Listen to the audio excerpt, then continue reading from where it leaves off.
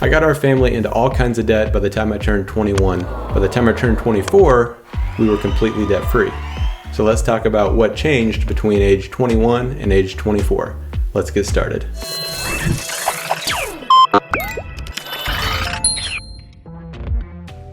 Being debt-free has completely changed our life. We've been able to give generously, build a sizable retirement, and travel the world because of it.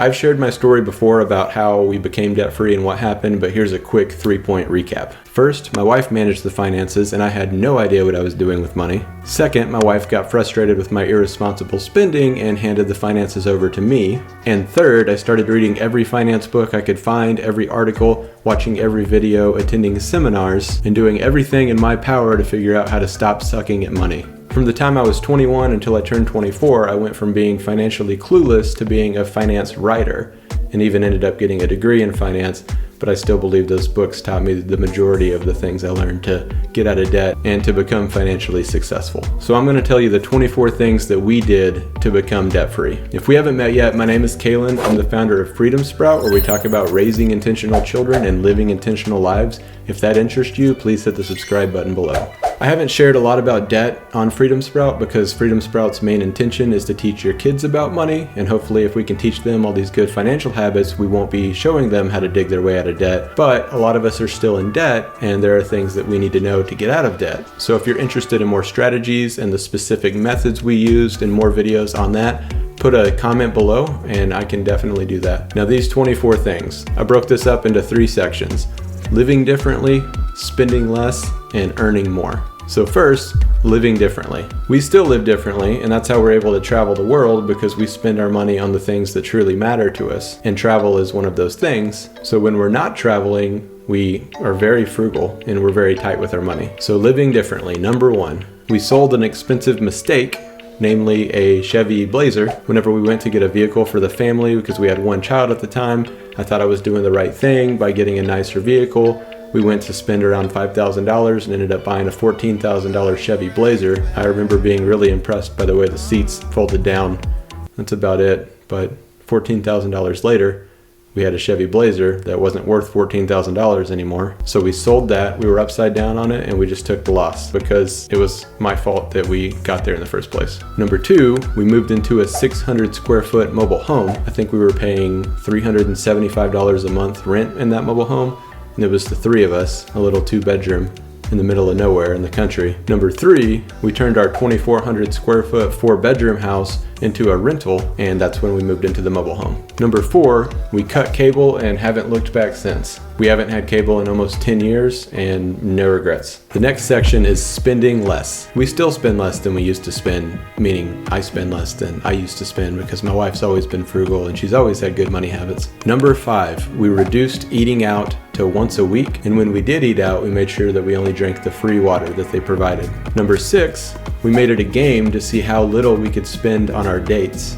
There was a dollar movie theater close by, we frequented that. We also frequented parks, hiking trails, and anything else that was free whenever we went on dates. Number 7, we did experiments to see how long we could go without spending money as a consumer. At one point we went up to 90 days, and I'll put a link to that video because I did a video on what it's like to not spend money for 90 days. It was pretty cool. Number 8, we learned how to make healthy, inexpensive meals at home. Between my wife and YouTube, I've actually become a really good cook, and it's a lot cheaper to cook at home. Number 9, we strategically shopped around for everything that we purchased. We wouldn't drive all the way across town just to get a few cents cheaper on gas, and we didn't spend 5 hours a day clipping coupons, but we made a lot of practical decisions. We were intentional with every purchase. Number 10, we reduced unnecessary coverage from our insurance plans.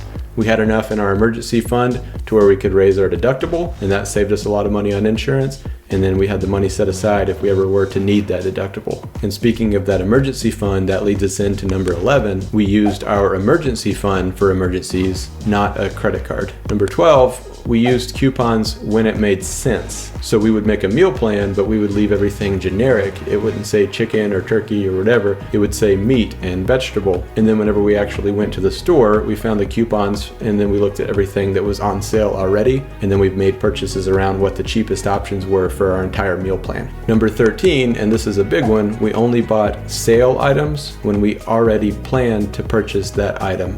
We didn't let sales make us purchase something that we weren't already going to buy. Number 14, we bartered for goods and services instead of paying for a lot of them. We worked for a lot of them instead of paying for them, and I was the manager of a Domino's Pizza at the time, so I had a lot of pizza trading power to get different services. So we got creative with our purchases. Instead of just thinking money was the only way to buy things, we found other ways. In the final section, earning more. So we probably worked more than anyone ever should work whenever we were getting out of debt, and I don't necessarily recommend this route. I think I lost a lot of quality time with my firstborn because of this. So if I had to do it over again, I wouldn't have worked quite so much. I'm pretty sure I almost killed myself working as much as I did, but it got us to that debt freedom that allowed us to have more quality time together in the long run. But again, not saying I recommend to become a workaholic, because I don't. So earning more. Number 15, my wife and I worked full-time at Domino's Pizza as managers at night. Number 16, I put in extra hours as a delivery driver at said Domino's Pizza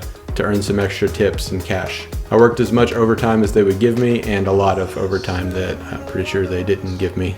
Number 17, I worked full-time during the days at an auto body shop. Yes, I worked 40 plus hours at night for Domino's and 40 hours a day for a body shop. Number 18, I worked construction on the weekends from early mornings into the afternoon because I was off from the body shop and I wouldn't have to work at Domino's until that night. Number 19, we delivered phone books in the summertime. Remember phone books? Yeah, we delivered those in the summer. It was actually pretty fun, but a lot of work. Number 20, we worked multiple paper routes in the early morning hours, usually from like 1 a.m. until 3 a.m. So I would wait until I got off at Domino's Pizza around midnight or sometimes 1 a.m. and then we would deliver a paper route for 2 or 3 hours. But actually that was the only time that my wife and I had quality time together, so I don't regret the paper route at all, except for the time that someone threw a brick at my wife's face whenever she was driving and didn't bust the window out like they planned to, but hit the side of the car, and that was pretty scary. It was a big deal, some rich kid. Anyways, number 21, I found additional side jobs to include door hanging for a company, auto detail on the side, mowing lawns.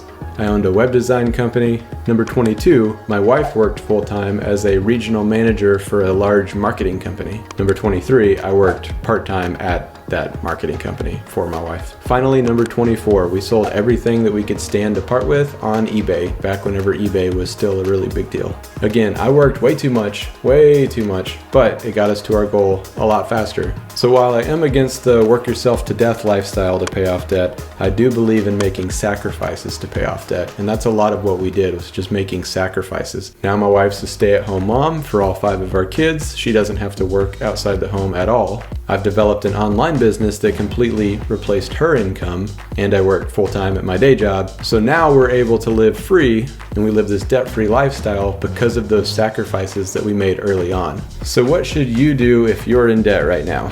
Again, comment below if you want strategic methods and the strategies that we use to actually pay off the debt and ways to pay off debt faster. I have a lot of those, but I'm not going to make this video super long and talk about them here. Just let me know if you want to see those. But if you're still in the early years and the early stages of debt and you're just now deciding that you want to pay it all off and you have a lot of debt, just get started paying it off, because the burden is only going to get heavier. So stop getting more debt is always the first step, and then start paying off what you have. And again, if you're well into the family years and you have kids and you're married and you need to pay off a lot of debt, I don't recommend sacrificing all of that quality time to do so. Just make some sacrifices that don't require you to spend a lot of your time on them, like moving into a smaller home, selling a car. Those are a couple big ones that can often knock people's debt in half, if not more. So make a lot of sacrifices to pay off your debt. Just make sure your family isn't one of those sacrifices. And again, comment below if you want more videos on paying off debt. Please subscribe to get more videos on money, minimalism, and our travel journey around the world. Check out my new book, Intentional Children. I'll put a link to that below.